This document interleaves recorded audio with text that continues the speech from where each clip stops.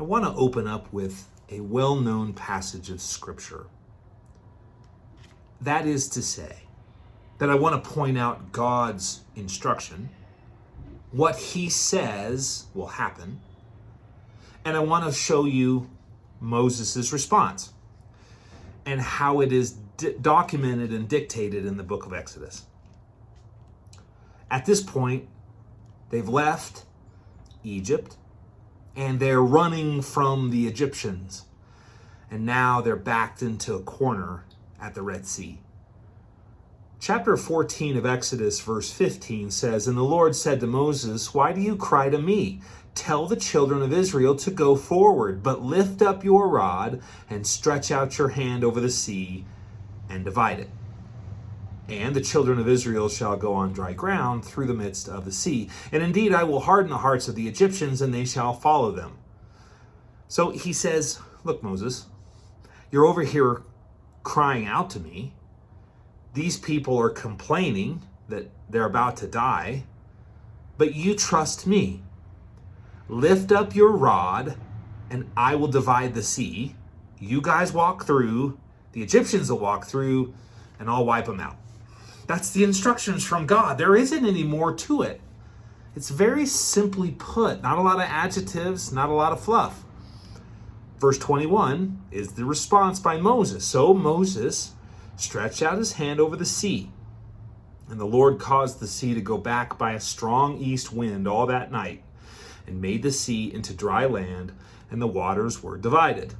So the children of Israel went into the midst of the sea on dry ground, and the waters were a wall to them on the right hand and on the left. And the Egyptians pursued and went after them into the midst of the sea, all Pharaoh's horses, his chariots, and his horsemen.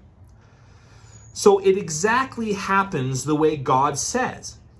Moses says, what are we going to do, God? God says, just lift your rod up and I'll divide it. There'll be a wall of water on each side. Just walk through it. And then I'll send Egyptians after you, but I'll take care of that problem. And Moses obeys. And he stretches out his hand over the sea, and this whole strong wind comes in and divides it and creates a double water of a wall of water. There's not a lot of adjectives. There's not a lot of power behind the words. It's just a documented fact of what's being done here. And the reason why I point this out is because sometimes, and so often, we sit around in church, or we sit around in our office building, or we sit around in even our families and extended families, and we forget that life is way more than just some factual observations. We can sit and know that someone is struggling. We can hear names of people we don't know, and that they're struggling or having issues or need prayer or whatever, and it doesn't hit us straight to the heart. It's just a factual idea about people going through stuff in our communities. But this week in church hit me differently. And let me tell you why.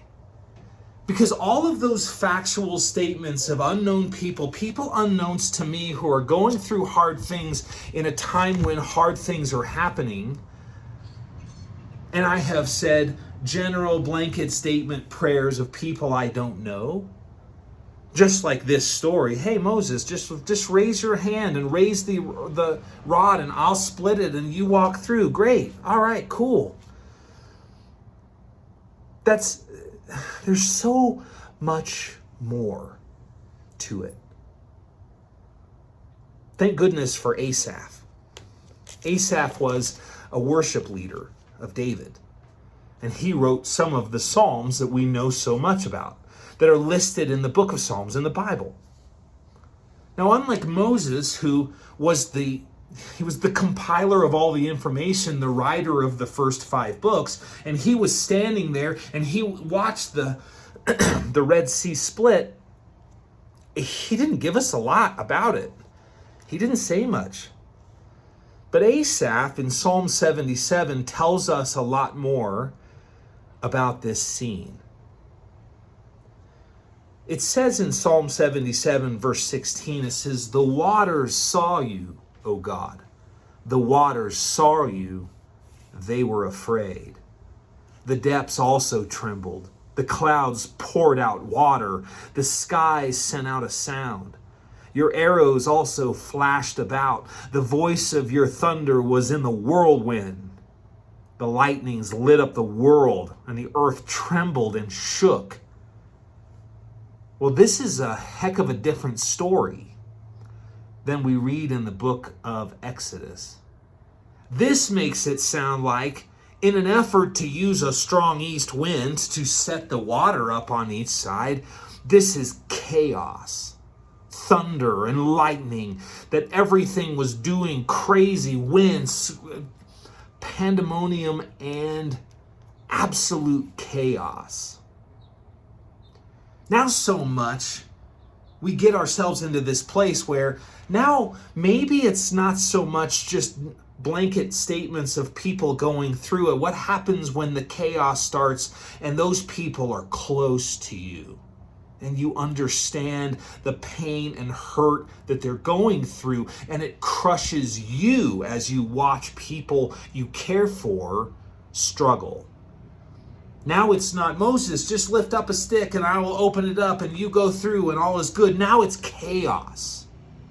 Now it's living life in that storm, in that scene, in Technicolor. And why is this important? Because it's dangerous not to care. God gave us a heart to care for people. He told us through Paul's words, bear up each other's burdens. This every week we talk about people who need prayer, and we talk about people going through things. But this week I learned about 7 of people that I know and have close relationships going through absolute chaos. Chaos. One man lost his wife suddenly this week. Out of the blue. With no question. Who knows why? One of those made a decision that may have cost him his job. He's a sole breadwinner at home. He's worried. One of those, his kid, had to go to the hospital with COVID pneumonia, and his father-in-law is dying of cancer at the same time. It's causing strife inside the house. One of them has a daughter who has a fentanyl addiction. And she's called out for help, and he bought her a plane ticket and said, come home so we can work on it. She said, okay, but she didn't get on the plane. And they're heartbroken. I found out a man struggling with a lot of things many people in society struggle with. I didn't know it was so bad. And it's led him to places where no man should have to sit.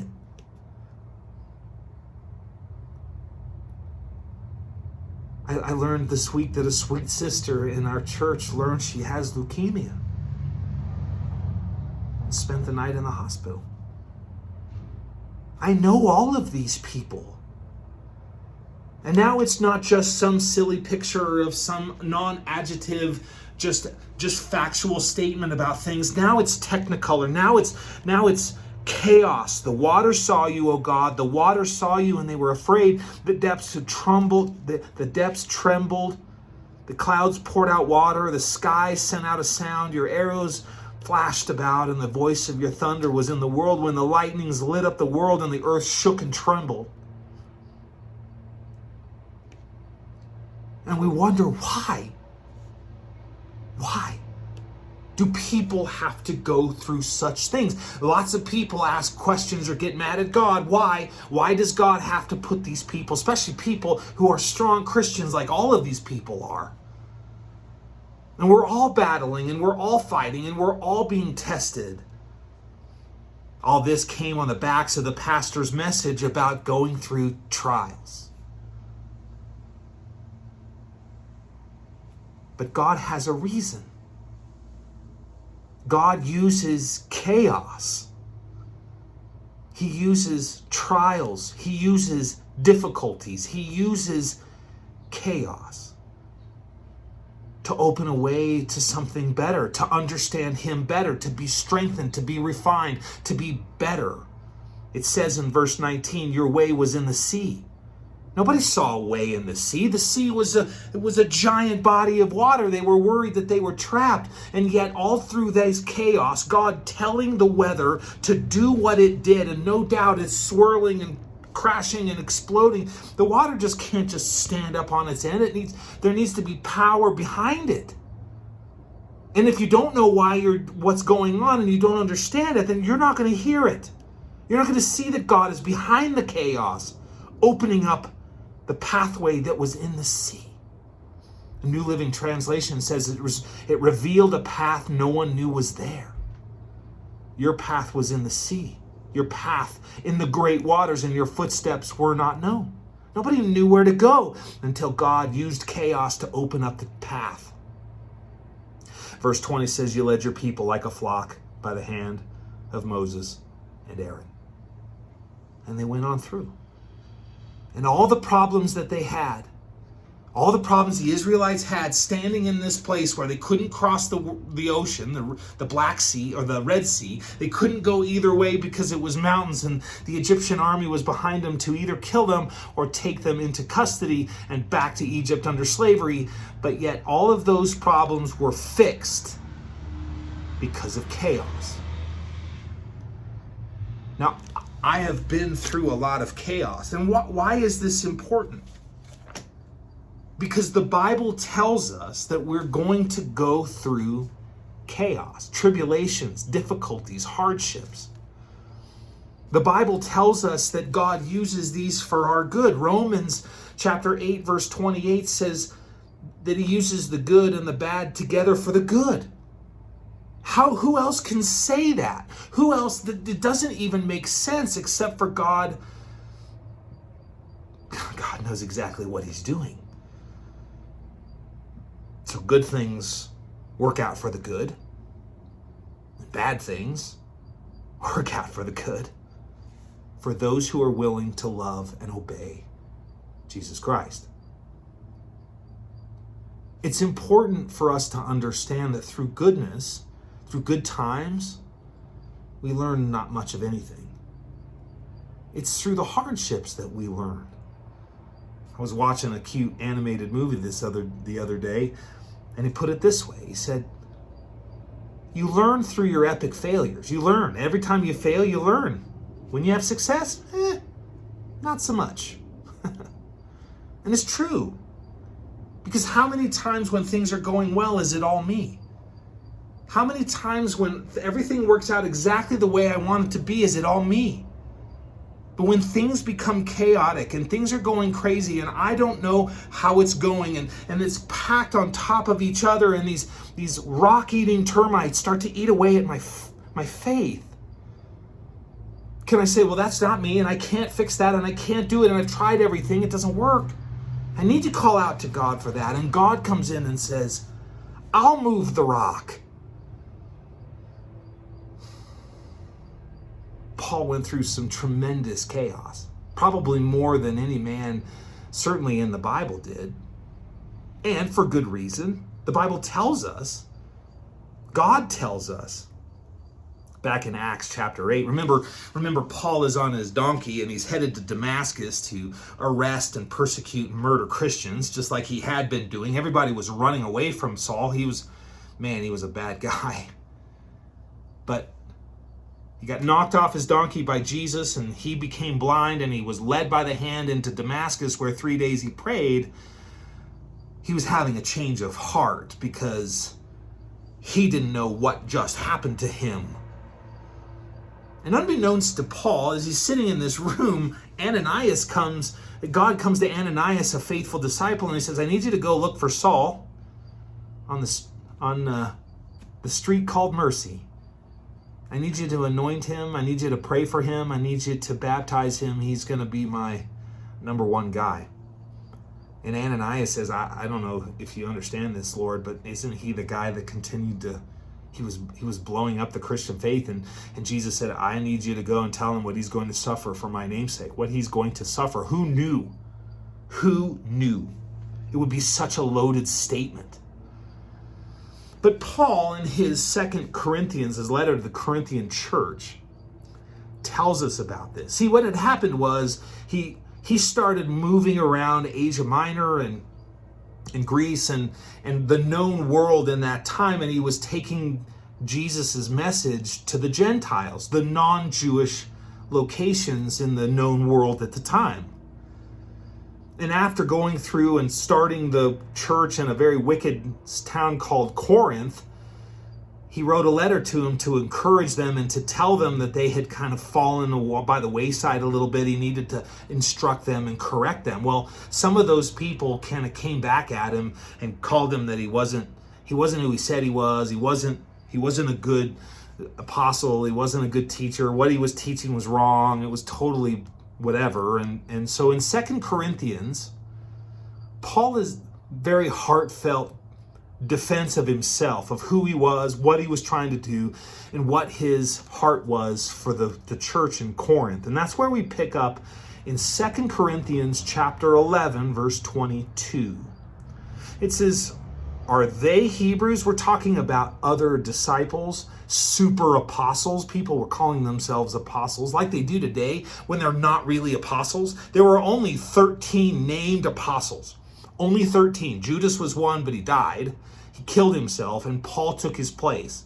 So Jesus' 12 apostles, and then Paul at a time outside of time. He even says, I was like the least of the apostles, and I was named as an apostle outside of my own time, outside of time, because I didn't live and be an apostle while Jesus was alive. He made me an apostle post-mortem as he came down and he taught Paul for 3 years in Arabia.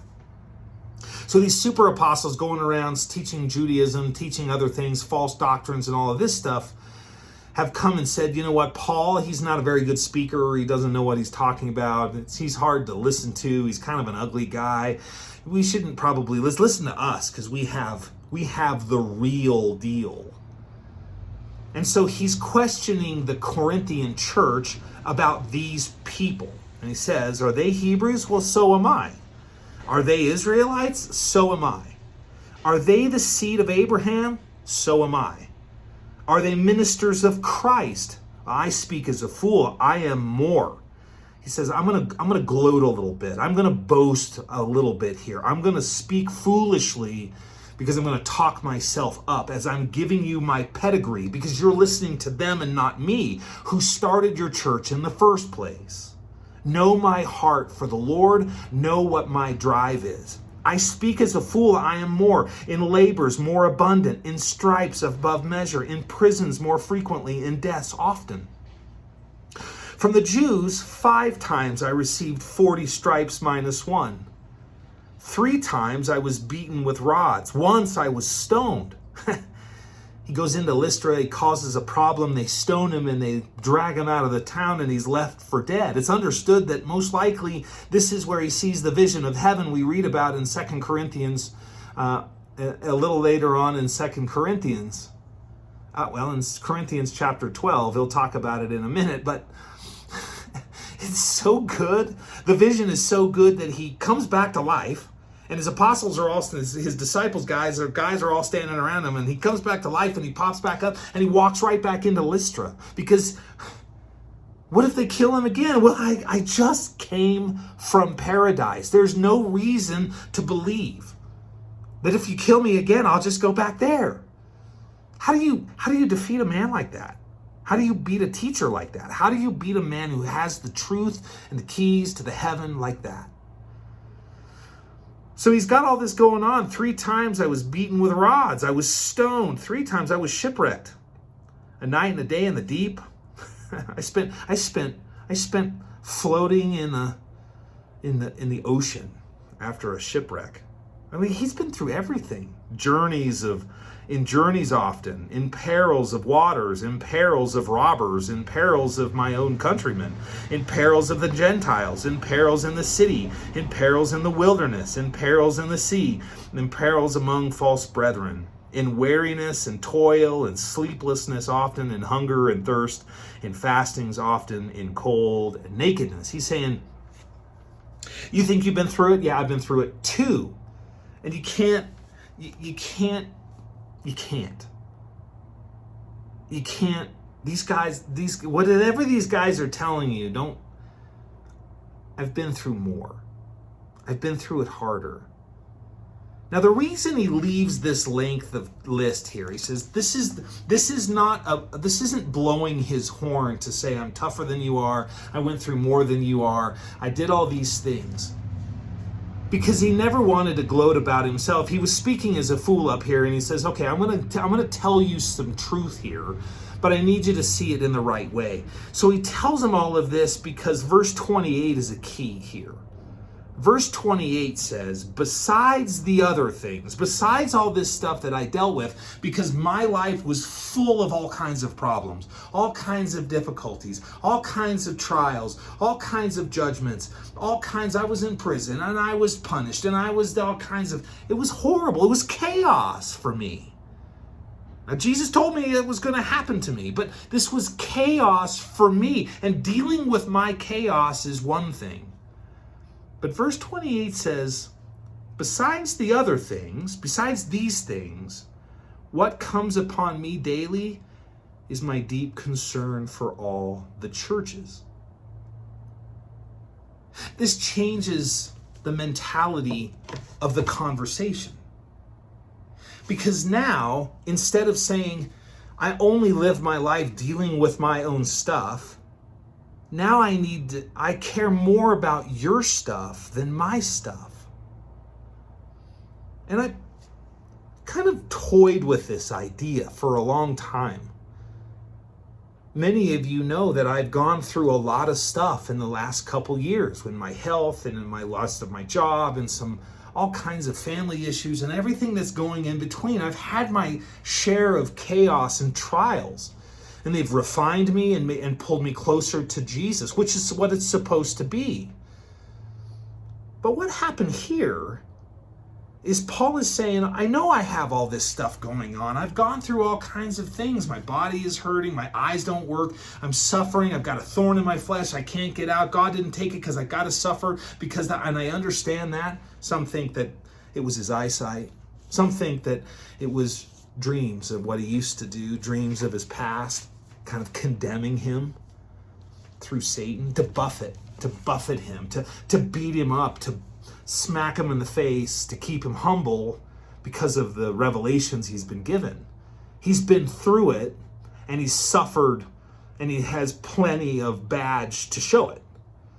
But he's saying, it's more important for me to care about you. My worry about you is more important than the worry about me.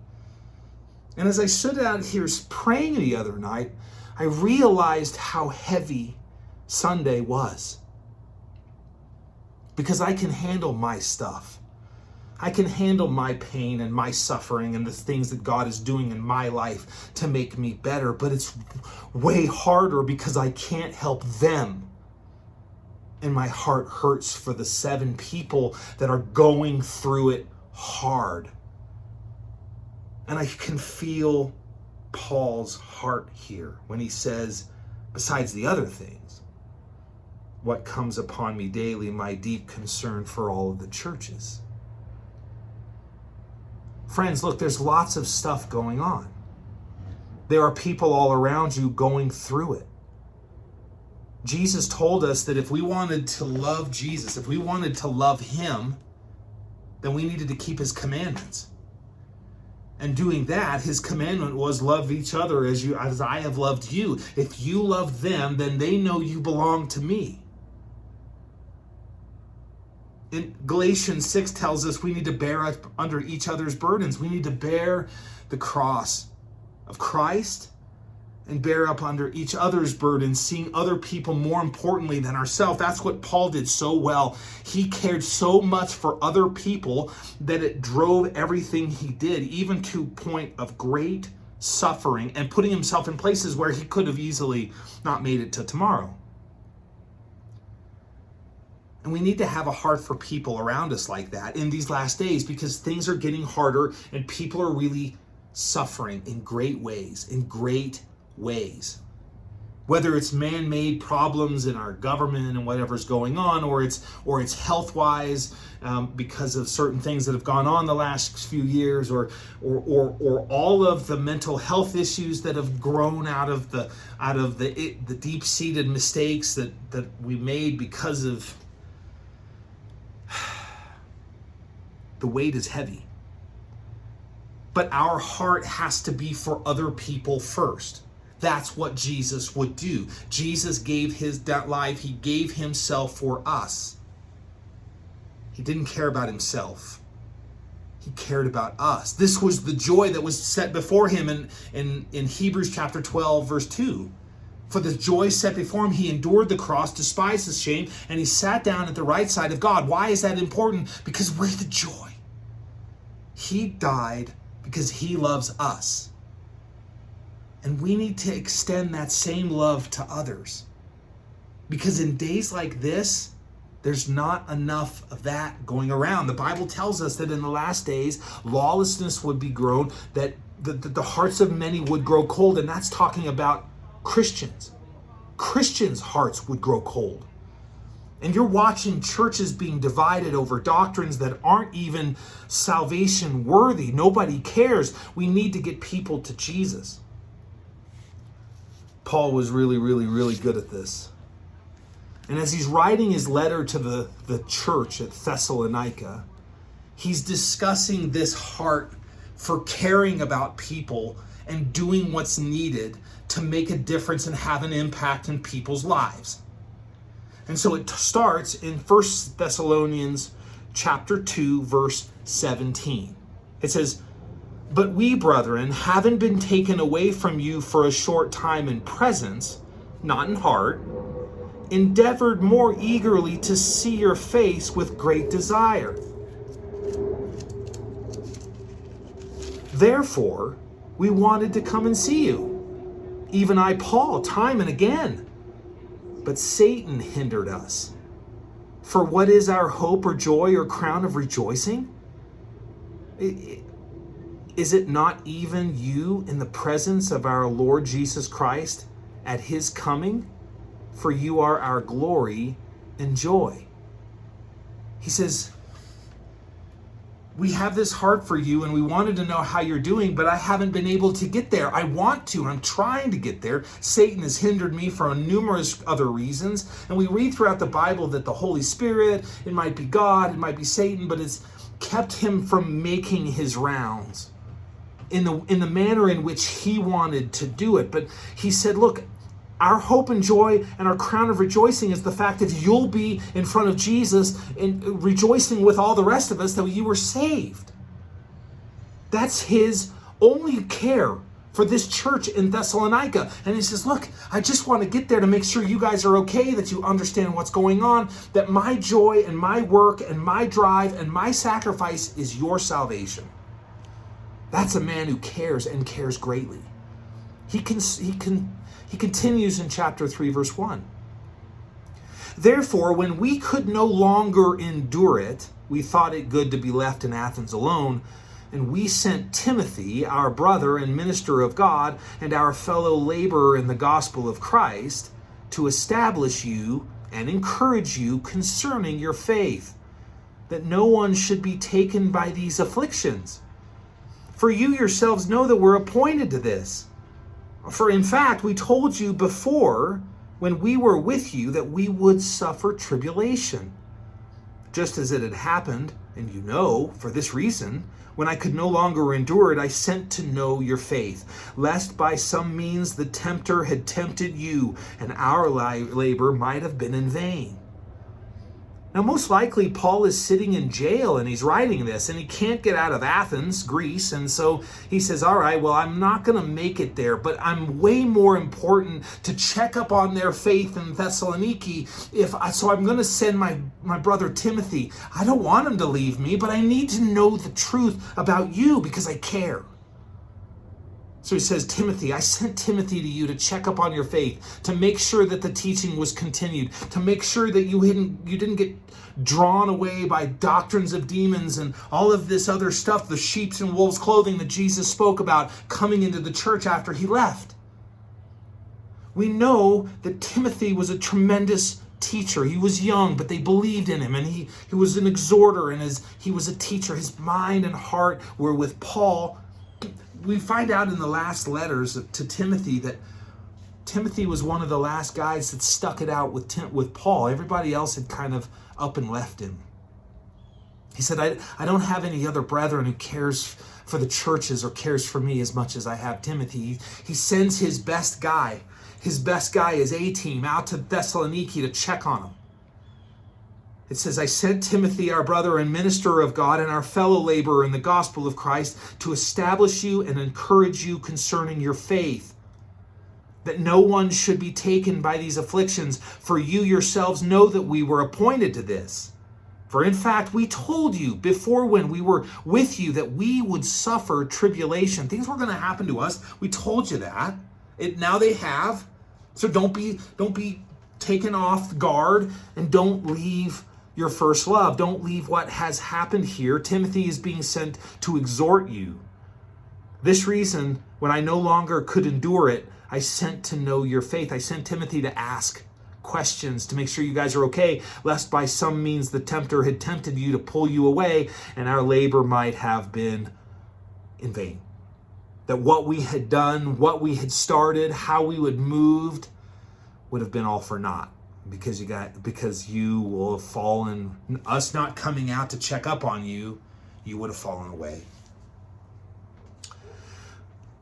Verse 6.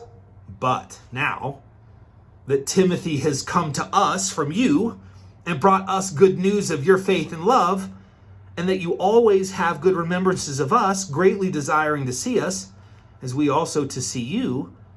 Therefore, brethren, in all our affliction and distress, we were comforted concerning you by your faith. For now we live if you stand fast in the Lord. He says, yeah, but Timothy came back. I sent him out to you to check up on you, just to make sure. I didn't want you guys to feel like I was checking up on you, but it was important for me to know how things were going. And I couldn't bear it. I just had to know. And when Timothy came back and gave me a positive report, that you have faith and love, you remember us, you like us, you still love us, you still want us to be around, you still want to follow along, then that's all I needed. And it builds me up in all the faith. It says, for now we live if you stand fast in the Lord. Verse 9, for what thanks can we render to God for you? For all the joy with which we rejoice for your sake before our God, night and day, praying exceedingly that we may see your face and perfect that is lacking, and perfect what is lacking in your faith. He's like, what is it to us? We just need to get out there and be with you and continue to exhort you and teach you and lift you up so we can perfect what is lacking. Because faith doesn't come all at once. Faith is a journey. So here's Paul. Paul tells the people in Thessalonica, he says, look, I sent you Timothy. I was worried. I wanted to get out there. I promise you, but I was hindered because of things going on. It's not like you just jump on the flight and fly down anymore. It takes days, if not weeks, to get somewhere. And of course, there's no way of conversation other than letters, and letters take forever. So he's apologizing. He says, this is what I really needed to do, but I got caught up. And no doubt he gets caught up. He gets arrested for something silly. He's sitting in jail, and he needs to know about Thessalonica, so he sends Timothy. He does what is now known as a text message. He sent a text message or an email. He sent out his person, his right-hand man, to go and send a word of encouragement and to bring back a word of encouragement. We don't have to do that now. No doubt there are people at work or at home or in your family or far away or friends or church or whatever who is suffering chaos in their life. And maybe you know about it and maybe you don't. But if you send a text message or an email and check up on them and just see how you can pray for them, how you can be of service, how you can care for them like Paul cares for the church, you might find out a lot about them. You might find out that what they need is a path through the sea, and you might be that path. God works in mysterious ways. My heart for this, because he put this on my heart, is to pray for those who are hurting, pray for those who are sick, pray for those who are mourning. We need to take care of those people.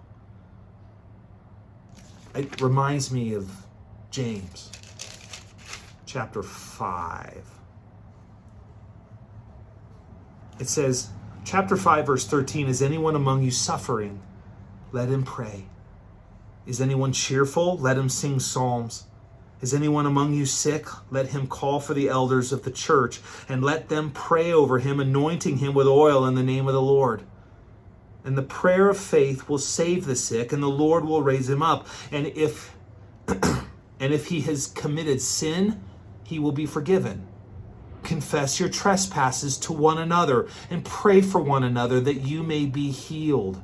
The effective, fervent prayer of a righteous man avails much. Elijah was a man with a nature like ours, and he prayed earnestly that it would not rain, and it did not rain on the land for 3 years and 6 months. And he prayed again, and the heaven gave rain, and the earth produced its fruit. Brethren, if anyone among you wanders from the truth, and someone turns him back, let him know that he who turns a sinner from the error of his way will save a soul.